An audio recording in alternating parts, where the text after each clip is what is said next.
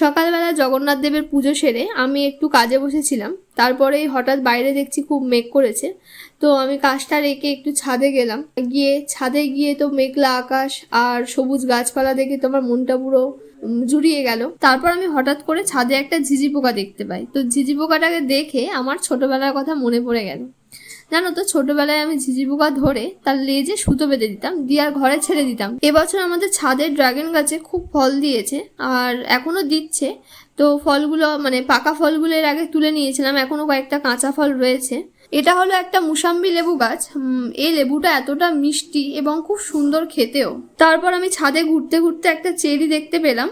তো সেটা কাঁচা ছিল, কাঁচাই তুলে খেয়ে নিলাম, একটু টক টক খেতে খুব সুন্দর লাগে। তারপর নিচে এসে দেখছি আমাদের ভুলোটা কি পাগলামি করছে।